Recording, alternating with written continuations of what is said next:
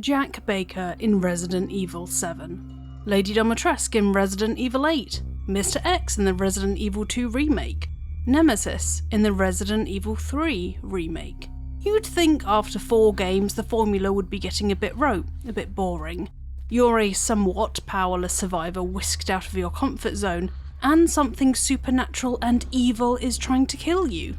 Rinse and repeat, right? But no. Each of these games has offered something different.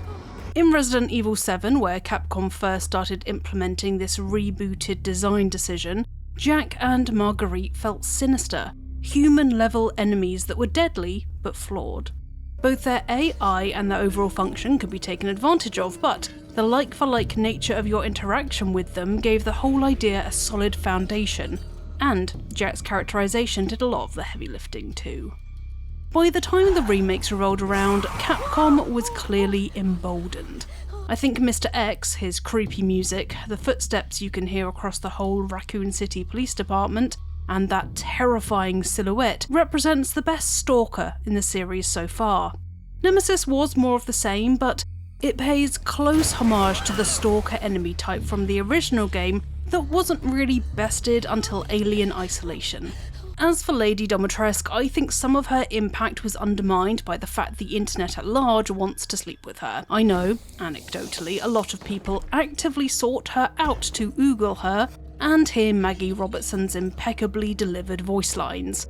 But she's got great AI, and though her section is fairly short-lived in Resident Evil Village, if you bump the difficulty up to Village of Shadows, she gets more freedom and becomes a much more persistent threat. So, it's no surprise really that Resident Evil 9 is pulling the same trick again. This time though, at least in the demo I played ahead of Gamescom, the Stalker feels more survival horror. Playing as new protagonist Grace Ashcroft, you find yourself in a seemingly repurposed mansion-turned-medical facility, a claustrophobic space with unreliable power circuits and lots of closed corridors. Awakening in a dark room on your own and suspended upside down, whilst being exsanguinated like something out of Dexter, Grace manages to get free and makes a break for the exit. The usual Resi puzzles get in the way. You need a key, a fuse for a breaker box, and other little elements before you're free of this weird, rudimentary prison. But as you scramble along in the dark trying to get your bearings, something becomes patently clear. You're not alone. The Stalker here is a bug-eyed, mutated woman that's clearly been experimented on, no doubt brimming with an experimental strain of the T-virus. You know how it all works by now. She's on your tail, so stay on the move. Duck into different rooms, don't move in a straight line, keep your wits about you. The thing is, Capcom also knows how this works now, and it's like the developer is 2 steps ahead of you. What the fuck? Ah, I can see how she hates light. I'll head to the room with the light and no. She's crawled into the ceiling vents and got in your way. Balls. So you turn about face thinking, okay, there's another light over there, but that's a dead end. So you go there, and in the dubious sanctuary offered by one flickering halogen, think about your next move.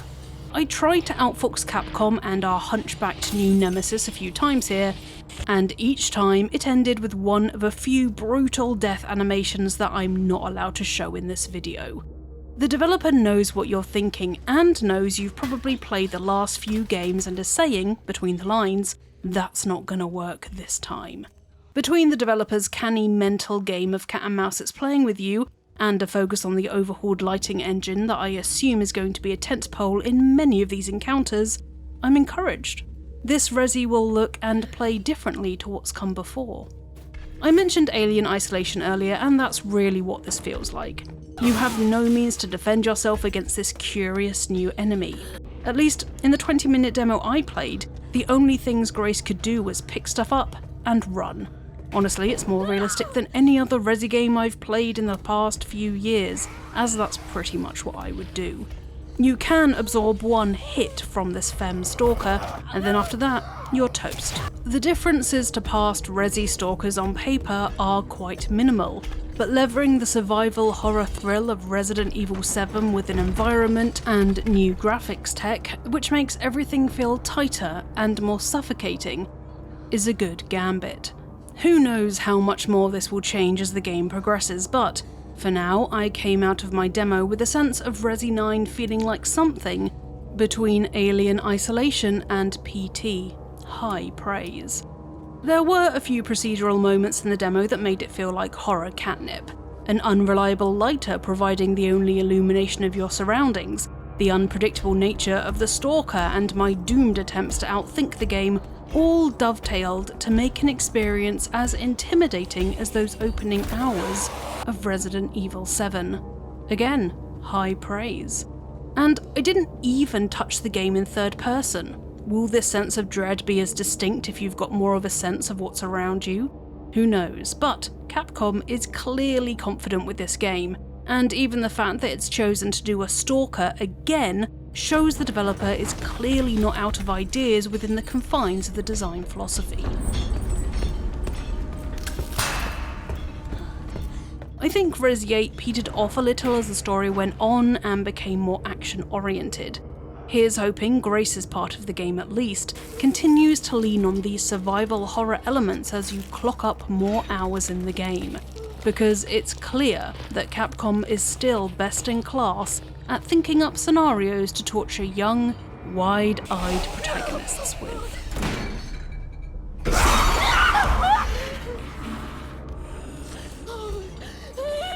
And that is Eurogamer's preview of Resident Evil Requiem, the 9th installment in the Resident Evil franchise. Do you think you're going to pick up Requiem when it comes out? Let me know in the comments. It's a day one purchase for me. You know the drill. Like this video if you want to see more Resident Evil content, and subscribe to Eurogamer for more videos about video games. And now I'm going to go and make some photo cards of the new Stalker because femme monsters are my K-pop idols. I'll see you folks next time.